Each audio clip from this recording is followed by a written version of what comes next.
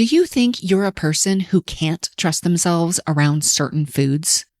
Would you love to trust yourself, but don't know how or don't think that it's possible for you? If you want to cultivate more self-trust in your life, today's episode is for you. We're going to hear about what self-trust is and how you can cultivate more of it. So let's dive in. Welcome to Binge Eating Breakthrough, the podcast to help you stop feeling out of control around food and build trust with your body. If you've tried everything but still feel stuck, you're not alone. I've been there too. I'm Jane Pilger, and I'm here to help you see binge eating in a new way so you can finally break free. Each week, you'll get the tools and insights to create peace with food and your body. Your breakthrough starts now. Hello, trusted listener. I am so excited to bring to you today a conversation about self-trust with none other than the self-trust coach, Dawn Ledet. So Dawn, I invited Dawn to be a guest coach inside my Cultivate group coaching program. And she talked to the group about self-trust and developing unshakable self-trust. It was such a powerful teaching. My cultivators loved it. We have had continuing discussions about self-trust. Dawn, you would love to know that several people are really kind of thinking about and really implementing a lot of what you taught them. So it was so powerful inside the group that I decided to invite Dawn to come on the podcast to talk to all of you, trusted listeners, about self-trust. So with that, Dawn Ledet, why don't you just tell us a little bit about how you think about how you view self-trust and how you got into this work in the first place? Yes, I'd love to. And first, I have to say, I so enjoyed being with your cultivators, your group. They are incredible. Yes. And it was just such an honor and a pleasure to be with them in there. And yes, I am thrilled to hear, as my mission is to increase how we think about self-trust in the world and to build more self-trust. I am thrilled to hear that it moved them to think more about it and to implement ways to trust themselves. So the way that I think of self-trust has evolved over the years. The way I came to it, as many people do when they have a mission, is that I was profoundly affected by a realization at a peak part of my life that I was seriously lacking self-trust. And it had gone so far as I was overworking and underliving, and for a long time chose that intentionally. Actually didn't mind it. Like I knew it. And then it became a burden. And really, like I was so disconnected from myself that I sold my car to force myself to walk 2 miles to and from work, because this was going to make me work more normal hours and move my body more. So it was accomplishing a couple of different things there. And on one of those walks and thinking I'm really smart, I'm so brilliant to do this, this is great, I got stopped in my tracks by a question in my own mind that said, why are you having to force yourself to do this? And whoa, in itself, I consider it a little bit divine that I heard that question as a question, because normally my inner dialogue, I would have heard it as an accusation, as a criticism, as a judgment.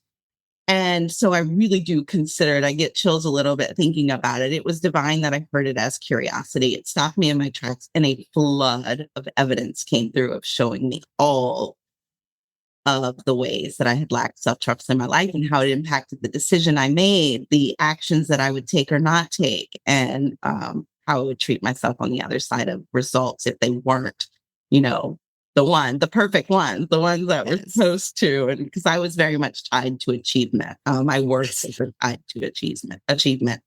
And I achieved a lot. So it kind of worked out for a long time. Yes. But achieving on the other side of building self-trust, I have to say, is it's a gift that you give yourself. There's so much benefit to it. You actually can achieve more. It doesn't pull you back from achievement. It doesn't pull you away from. It sort of turns everything up on its head of what fuels what you're deciding and how you're moving forward, and what you give yourself permission to reach for actually increases. I love that. So how do you define self-trust?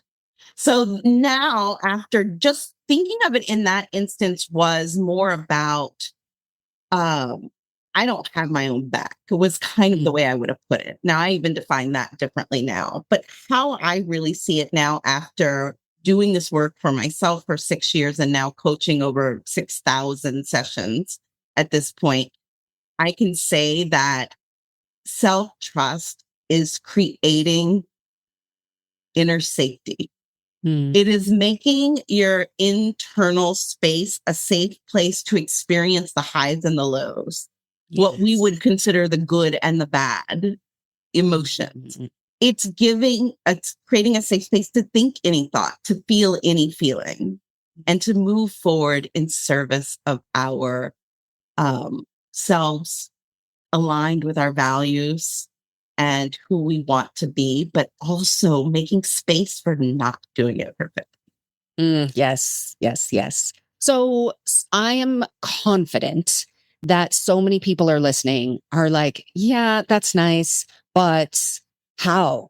I don't, it's just a fact. I don't trust myself. I have so much evidence of not trusting myself. I have never trusted myself.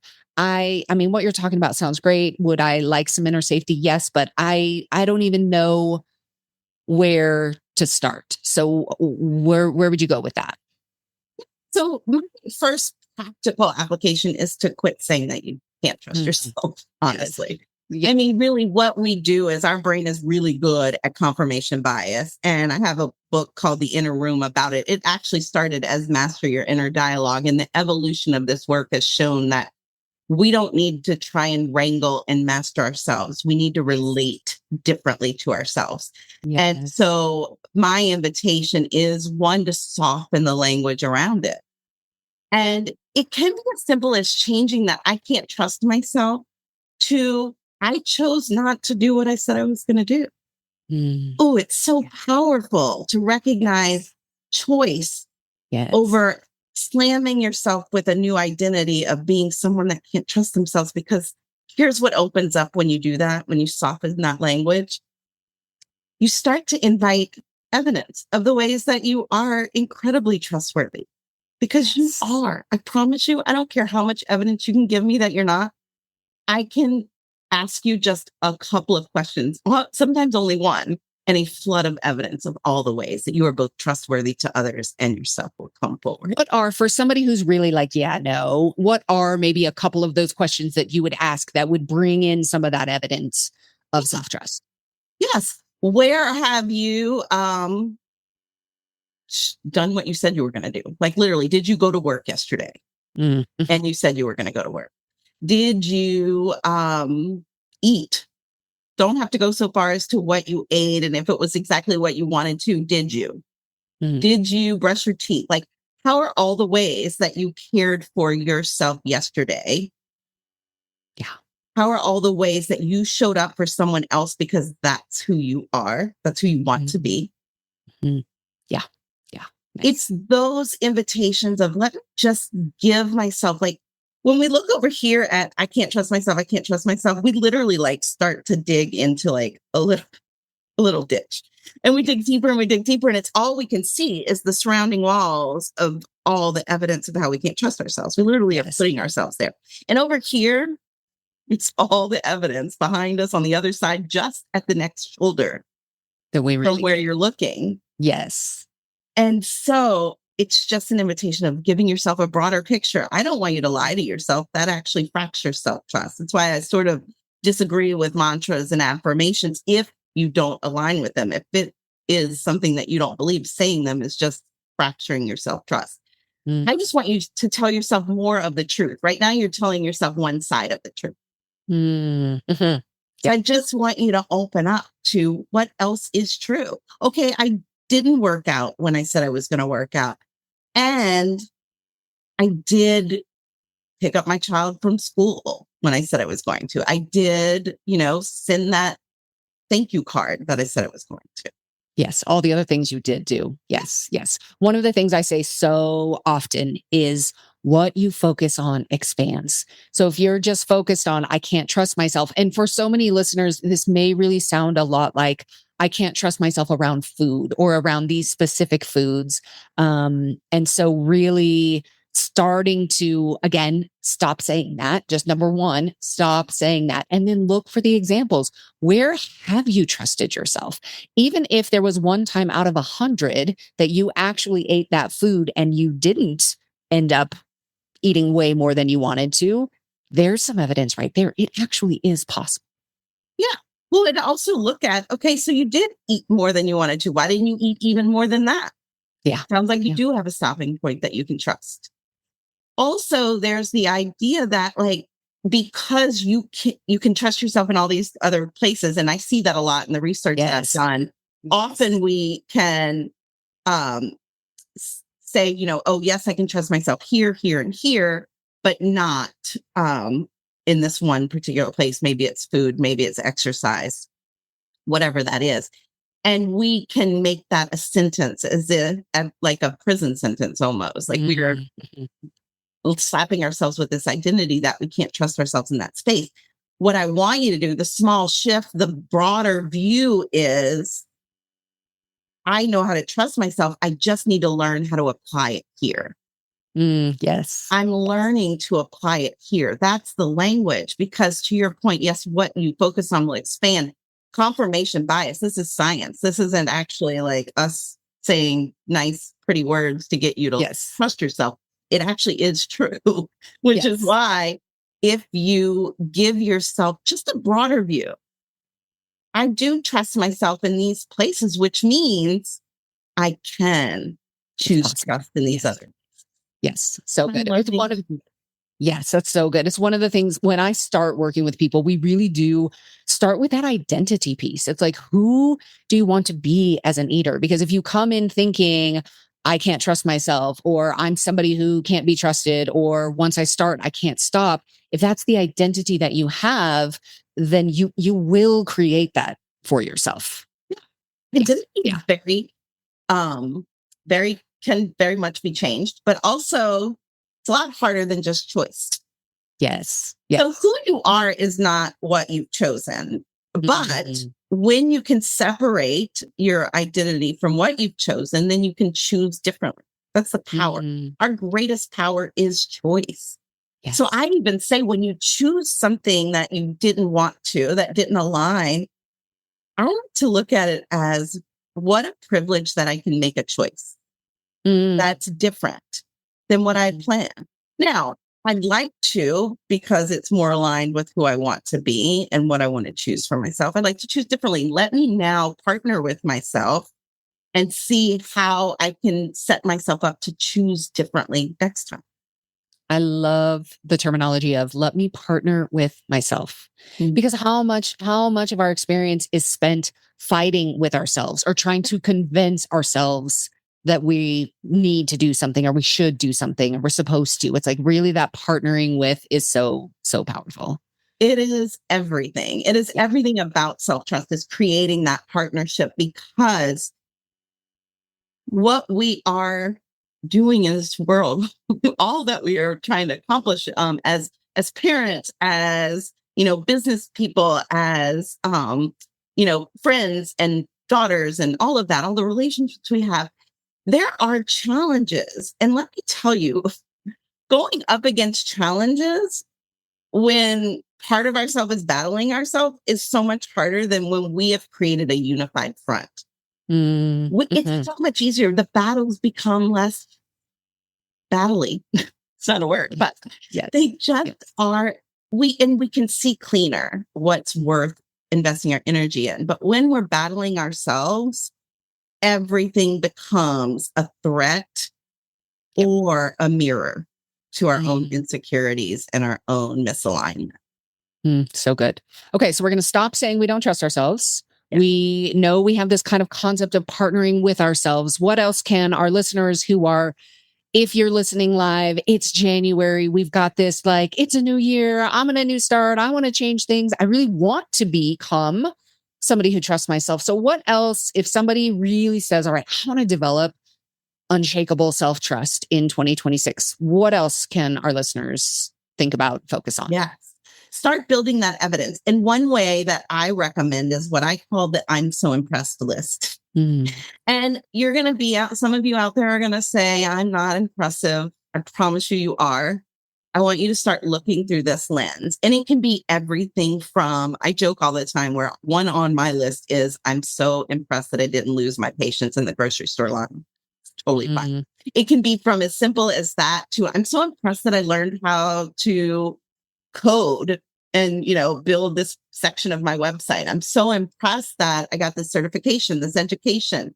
I'm so impressed that I showed up for, my daughter's homework when I had no idea what it was talking about. Like it just everything. When we start to get into that mindset of, I'm somebody worth paying attention to, I'm somebody worth listening to, it sets you up for seeing trust as not something that's outside of you, but it's a choice you get to make. So we in Cultivate, we talked about a few of the people really did have a little bit of, ooh, I'm so impressed. Like, I don't know how I really feel about having a list that's called I'm so impressed. Like, there was enough resistance that I could tell that some people may not actually do it. So we came up with a new name for the list, same concept, but the name that we're using internally is called Moments That Matter. This is a moment that matters. And so what's been really powerful, even over the last several weeks since you taught, somebody will come in and be like, oh, look, I did this thing. I showed up in this way. I did this thing differently than I might normally do before. And I will tell them that is a moment that matters. Put this on your list because then you are now creating this inventory you can go back to later. Look at all of the things that I did, these moments that really matter. And they don't have to be huge, but to me, it's kind of like it brings this, like I want to pay it for the brain. It's like, it brings us, I really want to pay attention to this. And I'm really kind of creating this. Here's my evidence log of these moments that I really am choosing differently than I've chosen in the past. Yes. And I love that works for your group to do that. Yeah. I really do, though, want people to be impressed with themselves. I don't want to soften it. I mean, I get why it's uncomfortable, but here's what I want the message to be. It's not uncomfortable because it's wrong. It's uncomfortable because it's new. And I want you to do it until it becomes comfortable. And I want to be clear that being impressed with yourself is not being, conceited or bragging or self-obsessed. It is not that at all. In fact, when we give ourselves permission to be impressed, we give other people permission to be impressed with themselves. We also see more things that are impressive. It's just a beautiful way to live. Yeah, we can see what it is to be, in wonder and in appreciation of people doing really significant things, even from the small. Because we get so desensitized to it. And I love to say that humility is just truth. It's being true about what is amazing about you and what needs work, right? So being impressed with yourself is just acknowledging the moments where we're willing to stretch, where we're willing to learn, where we do something, those moments that matter. And so, yeah. So good. I love that. Well, and how often are we really taking that energy of kind of like the criticism, the judgment, the looking for what's wrong? And so this really is kind of inviting this to like, let's look for the wonder, for the places to be impressed. It really is, again, then what you focus on expands. If I'm now looking for the things that create awe and wonder and make an impression in that like positive way on me, is so different than from what's not good enough and what I didn't do right and all these other things that could be better. Just training our brain to see more of the truth. That really is it. Here we're creating a unified front. We're changing that relationship with ourselves. So we're not battling ourselves. We're actually partnering with ourselves. We are taking that very normal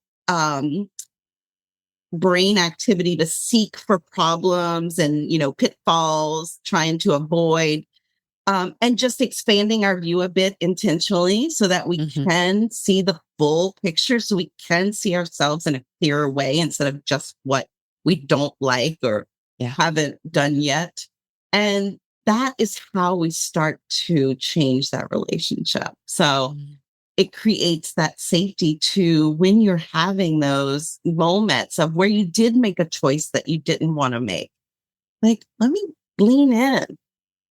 Okay. You know what? How amazing that I got to make that choice. Now let's look at how I can choose differently. Yes. And how can I set myself up for that? Okay. So good. So now we have, all right, we're going to stop saying we don't trust ourselves. We're going to work on a unified front, working with ourselves. We're going to have our I'm so impressed list. We're going to start looking for all the small and big, all the ways that we are doing things that really are pretty darn impressive. And then what else? Then we're going to step into the inner room. So let me explain. Most of us live in the lobby of our brains. That's the way I define it. It's just what works really well for me and for my clients and it's normal. We are going to live in the lobby most of the time. The lobby is excitement. It is fear. It is worry. It is all the voices of people who have told us things that we wanted to hear and all the voices of people who've told us what we didn't want to hear. It's mirrors for our own insecurities and doubts. It's all or nothing thinking. It's like it's either going to work amazing or it's not going to work at all. It's all of it. And it's beautiful. It's fun in there, but it's all the good in it. But down the hall is the inner room.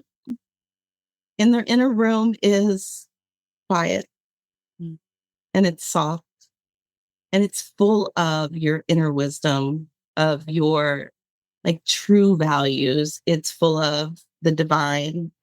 It's where you can reconnect to your truth. That's not colored by all the outside noise and all of the fears and insecurities or the like overexcitements, right? It's just a little more grounded and calm. And so my invitation is just to spend some time in the inner room. And I have an inner room practice on my website if anybody wants to go check it out. It's just a 5-minute and you can build on it and grow into it. But it's creating the silence to create that safety. Yes. And so imagine it. If you're a visual person, I like to imagine what it looks like. For you, it may be like just really clean and white with stark walls, or it might be just full of cozy furniture and maybe, a little darker hues with some light coming in through the window. Really like imagine what it looks like for you and give yourself some time to step into it for however long. Maybe it's daily. Maybe for you, it starts out just being 5 minutes a week. But begin that practice of inviting silence in. I tell this story of where I literally was drowning out my inner dialogue completely. I would have a TV on in every room and a podcast maybe even on and, a book next to my bed, like always, just so much input. And I decided to do a consumption fast. Just so I could, this is part of that for me, a longer journey to self-trust than what you need to take as a listener. But I knew that at this point when I was building self-trust that I needed to listen to myself. And there was some fear around that, which is why the drowning out. And some people might resonate with that. And so I was supposed to do that fast, I think, for 3 weeks. And then it went to 3 months. And I actually did it for 3 years. And what that meant for me was not watching TV, only reading for pleasure and listening to music. And really, it wasn't a lot of reading. That was worked in later. Just to start listening to my own thoughts and relating to them differently. But you can do that in a much shorter time. I do not recommend you go that long. Yes. Yeah. Well, so 2 things here. One, I will put the link to your practice in the show notes so anybody can just go grab it there. The other thing is, I think I totally agree. There are so many inputs coming at us all of the time, and there's so much information, and And sometimes it feels really valuable. And there are these things. It's like, "Oh, I want to learn this person, this thing, this is really interesting." But we do it kind of at the expense of then really what does our own internal guidance system have to say about it? And I'm actually creating something that will be out in the world by the time we're talking about this, which is the gathering. And the gathering really is an intentional place to be able to slow down and listen to yourself. Because I think there are a lot of people out there who are like, yeah, I know I need to, but either I just don't, I'm so busy. Or like you said, there's a little kind of hesitation, like, I'm not so sure. I don't know what I'm going to hear.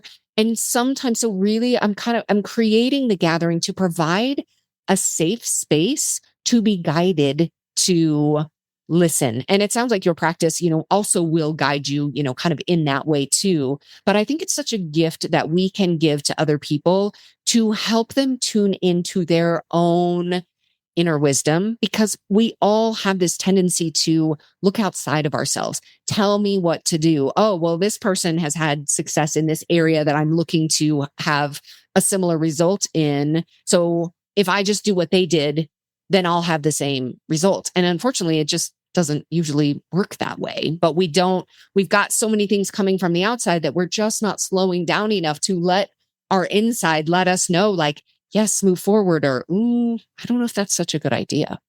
Yes, absolutely. I mean, here's the truth, right? Our lobby is always going to be there. So we want to step into the inner room. We are going to live most of the time in the lobby. Please do not judge yourself for that. We're all going to do it. I do it myself.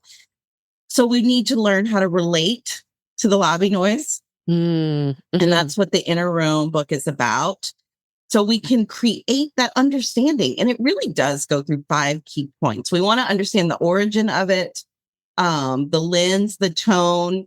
We want to continue the conversation, and we want to create comfort plans so that we can help ourselves through the inevitable discomfort, which we're all going to experience always. Mm-hmm. So when we can not only learn how to relate to the lobby, it's no danger to be in the lobby. And when we give ourselves the practice of stepping into the inner room, we know that we're giving ourselves what we need, because in the inner room, there's never the judgment and the criticism.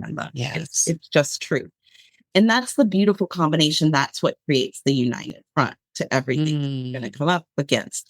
And I love the idea of the gathering, because we are going to always we have this beautiful world full of input. Yes. There's nothing wrong with any of the input. But the best advice I ever got was to always seek first your answers. Yes. So if you are looking for something, look inward first. What do I need? What do I already have? What do I have that I can build on and adapt? And then that's when you can identify where are the gaps, and let me intentionally go seek out the person or the tool that's going to help me fill that gap. Yes. It's amazing. Instead of just being out there seeing and hearing all the things that are available to you, you're like, that could work, that could work, that could work. And you're just gathering. And then that becomes its own sense of overwhelm for you. Yes. Yes. Yes. And absolutely. The truth is, any strategy works. They all work for someone, but they don't work for you without self-trust. Self-trust is the strategy that makes all other strategies work, because it both helps you choose what works best for you, adapt accordingly, and keep moving forward in a way that supports you instead of how it might support someone else. So what would you say to somebody who says, okay, I'm trying to make these choices that will best support me, and then either I'm not making the choice that is supporting me, or I make a choice and I realize, oh, maybe that wasn't so supportive. How does somebody who's navigating this journey kind of look at the lens, kind of how do they approach looking at their choices when they realize, oh, maybe if I had that to do over differently, I would make a different choice? Amazing. Learn from yourself. I say that you already have self-trust when you say that. Now, I would say change the tone, because how you're hearing it is probably an accusation. Like if I had chose differently, it would be different. I want you to hear it. Tone, I tell people all the time, your inner dialogue does not have a tone. You place one on it. And there's lots of reasons why, and please don't judge that either. But just notice, oh, I'm hearing that with the tone of accusation. What if I actually heard it with curiosity or just with no tone? What if I heard it like a robot? Like if I'd have toned differently, it would have been this. Okay, awesome. What do I want to learn from it? Yeah. Yeah. It's so beautiful. Like we just are learning to relate to ourselves differently. Decisions, they're not wrong, even if the outcome didn't turn out the way you wanted it to. Yeah. You made the decision and now you have more data. So do it for data, not drama. Mm. And then use that data to inform your next best decision. Yeah. Your statement about data, not drama, was one of the key takeaways inside Cultivate. I had asked them about, what are some of the main things, and they just love that data, not drama. And so many of them were like, yeah, I can see where my brain likes to go to the drama. But if I can see that I'm going to drama and I can just remind myself, data, not drama, what data, what am I learning from this? It already that those three words really neutralize it so fast. Mm-hmm.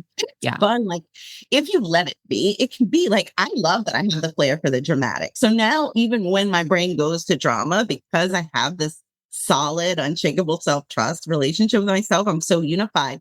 Like even when I go to the drama, it's kind of fun. Like, oh, look at that. I'm really good at making something dramatic. That could just be data. Let's look at the data too. Yes. Then Yes. both are available to you. And it's just a choice.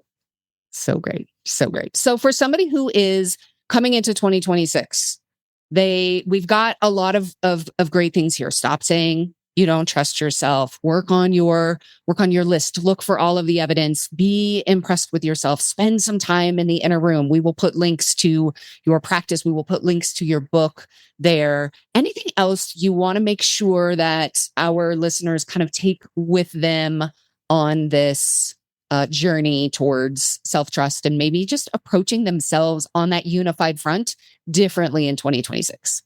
Yeah. I just want you to let it be uncomfortable. Mm. And because uncomfortable means you're stretching and you're doing something new. It's very comfortable for us to judge ourselves and to criticize ourselves and to point out what's wrong.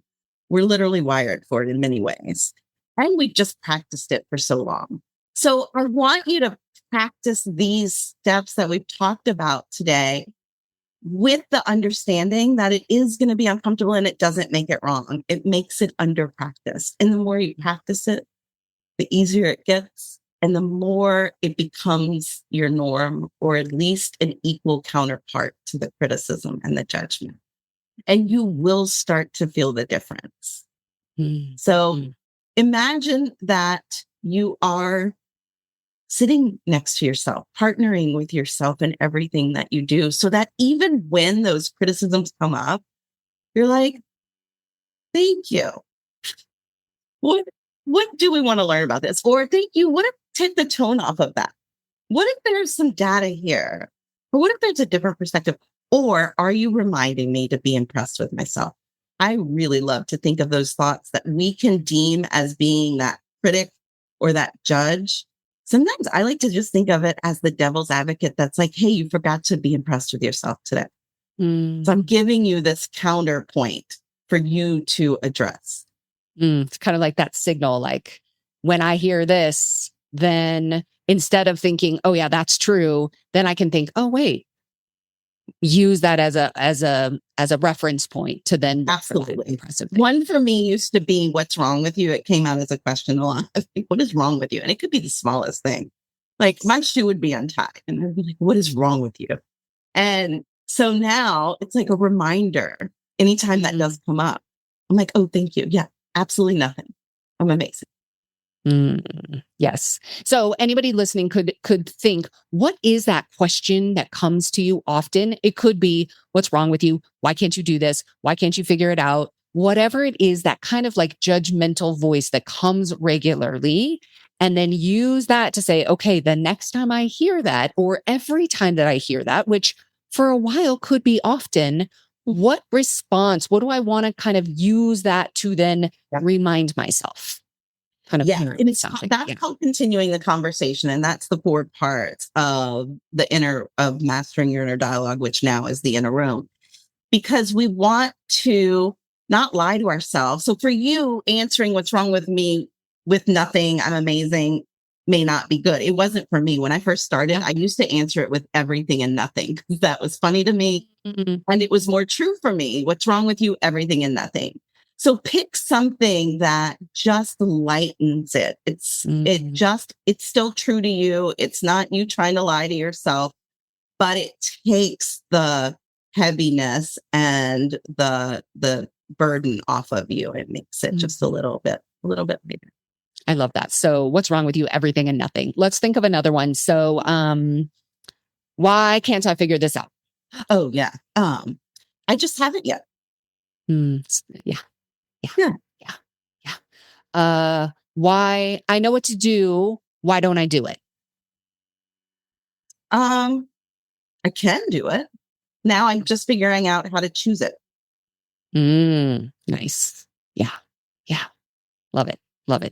So we've given several examples there. I know we could keep talking. I mean, I know there's so many things we didn't even touch on. We could keep talking about self-trust for a really long time. And if for the listeners who are like, self-trust, yes, I want to know more about this. What can they do? What other resources do you have to help our listeners really kind of just dive in more to the concept of self-trust? I love it. They can check out the Self-Trust Solution podcast. You can also check out the book, The Inner Room, or if you want, the old version is still out there. If you want a really small guide, Master Inner Dialogue is still out there. No, it's the same framework. It's just an expanded, evolved version in The Inner Room. You can check out the Inner Room practice, which is a nice place to start. Or there's the Self-Trust Identity Map, all on the website, theselftrustcoach.com. So there's lots of resources for you. And I'd love for you to start really reconnecting with it, because I like to tell everyone, you have self-trust. We're not reinventing it. We're not even creating it for you. We're reconnecting you to it and expanding. So good. So good. Thank you so much. I will make sure we've got links in the show notes, and really just remember this idea. Self-trust is inner safety. That's the definition that Dawn had for us. So really what we're working on is creating that inner safety. So being on your own side, giving yourself space, silence to hear yourself, that being in the inner room and the lobby, all of this, and looking for all the evidence in the ways that you already do trust yourself. So many powerful takeaways, Dawn. Thank you so much. I know this will be super helpful. And I feel like we're always on a journey of self-trust. Like this isn't something where you just arrive and you never have to work on it again. It's kind of like your bed, right? You make your bed.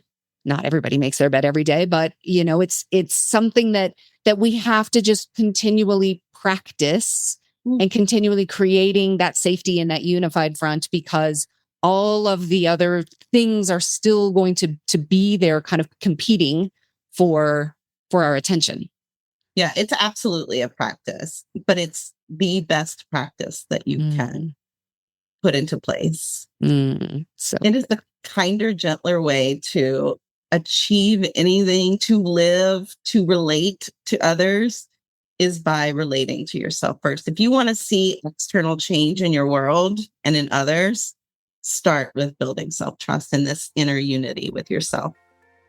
So powerful. Amazing. Thank you so much, Dawn. Appreciate it. Thank you. All right. That's what I have for you today. We'll see you next week. If you know you want to rebuild self-trust, if you know you want to stop looking outside yourself for answers and start listening to the part of you that already knows what you need, but you can't seem to do it on your own, I want to invite you to join me in The Gathering. It's a monthly space where you can reconnect with yourself and rebuild trust from the inside out. Learn more at janepilger.com/gather.